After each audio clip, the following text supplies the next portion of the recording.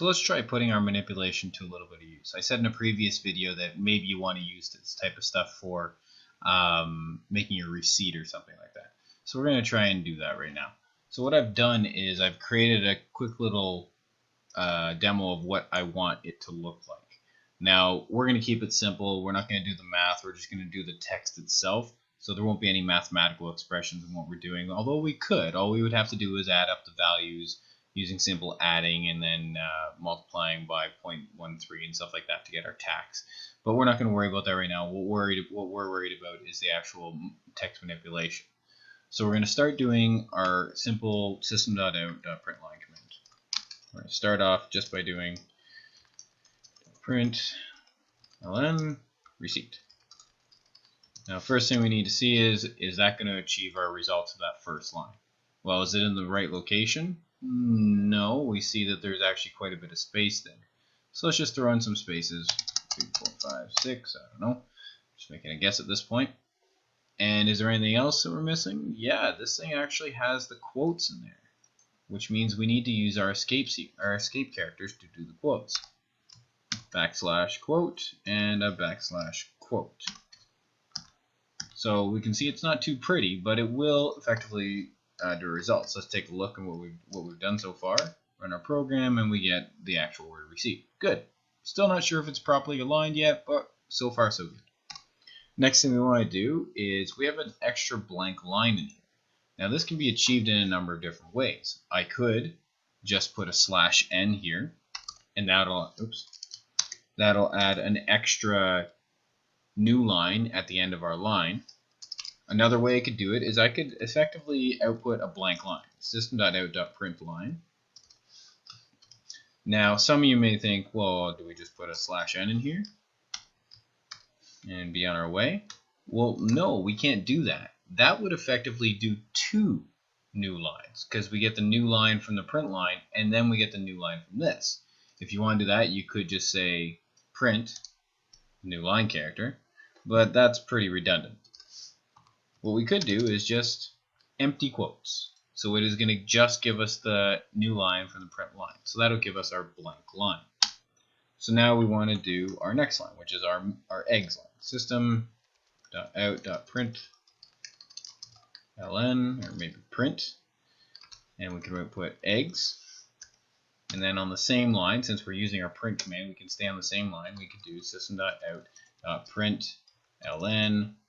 And now we got to get all the way over. I'm not sure how far, so we're just kind of doing a shot in the dark at this point. And we'll put our 299. So because we used print on the previous command, this print line is actually going to be on the same line and then move the cursor down to the next line. Now we're going to do this 2 more times, one for milk and one for bread. So me being my lazy programmer self, I'm just going to copy and paste this 2 more times. So we have our eggs, we also have our milk, and then below that is our bread. Oops, not break, bread.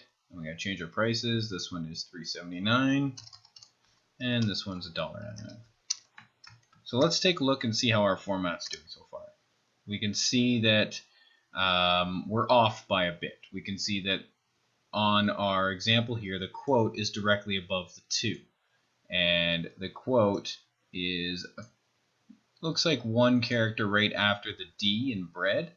So it actually looks okay for the left side of things. So that means that we need to move over all of our prices to the right. So let's move them over a bit. It looks like maybe 4 characters. So let's try this out. 1, 2, 3, 4.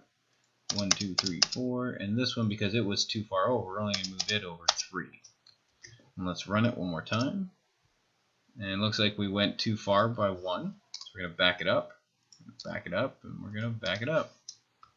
We're going to run, and now we have things nicely aligned so far for our first 3 items. Now we got to get down. We have another empty line, so we're just going to copy and paste this line.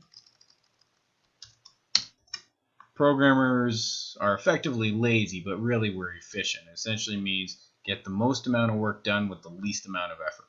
It's another form of being lazy, but at least we're productive. We're productive lazy. Now, let's go in and do our final 3 lines, which are subtotal, our tax, and our total. So we can have our system.out.println ln, and now we have our subtotal. And I'm not sure how many spaces, so we're just going to throw some in there, 8.77. And we need our semicolon, and we're going to do again system.out.println. And this time we have our tax, and on top of our tax at 13%. And let's try and keep these aligned. And then finally we have, oops, what did I miss? Oh, I forgot my quote. There we go. And then finally we have our last final total. And 991. Let's see how we did. Okay, we're just off by a little bit. We got to move all of our numbers over by 2 spaces. That should do it. And we got everything nicely aligned. Our receipt has directly matched up with exactly what we intended to do up here. So we were able to effectively do this. Now, you see that I essentially added in a whole bunch of spaces everywhere. Let's try changing this to a tab. See what happens. You can see that the tab actually inserted itself. It's weird because it didn't actually insert 8 characters. What it did was it went to the next tab point, which is 8 characters over from the left. So it kind of works like Word, where instead of inserting all the spaces that are equivalent of a tab, it says go to the next tab point, 8, 16, 24, 32, and so forth, so on and so forth. If I inserted another tab in here, and we ran it, it goes too far. So we would have to still insert some spaces. So we're just going to go back to the way it was. So you can see that we can manipulate it. We can use all the different escape characters and whatnot. Again, we could do the math if we wanted to. So for example, for this total here, I could do in brackets 2.99. Oops, gotta close off my quotes. Add on to that 2.99 plus 3.79 plus 1.99. Now I can't forget my brackets, otherwise the whole thing will break because of badness. Maybe I'll do the concatenation first, and if we run our program, we still get the 877. So the result does still kick in, and we can still do our mathematical operations. Now, is this the only way of achieving these results? Of course not. Absolutely not. We could have just as easily put println here and put all of this stuff right inside the same line and got rid of that line completely. Again, we could do the exact same thing on all these ones, just to shorten up our code a little bit. One thing you need to realize is that short code does not necessarily make it better code. At the end of the day, when the compiler compiles everything down to ones and zeros, or in Java's case, down to bytecode and whatnot, it's still going to look the exact same way. I forgot to put print lines here. It's still going to look the exact same to the computer. It doesn't care. We get our exact same results here in less code. What really matters is how readable it is to you. As long as the code is efficient, the number of lines is not really important. Less lines does not equal more efficiency. That can be proven in forms of like recursion and whatnot, which you'll get into in grade 12. So again, less code does not equal better code. Clean code is always good. Readability should be your #1 priority after efficiency and obviously functionality. So don't necessarily, a lot of times you go online and you'll look for help, you look for resources. A lot of the forum posts are full of people who, condense their code maybe for just to shrink it down on the website or whatnot. But a lot of times I think arrogance comes into play. People feel self-conscious about what they're writing. They feel the need to use all the shortcuts they possibly can, so people don't say, well, why didn't you use this method or why didn't you use that method?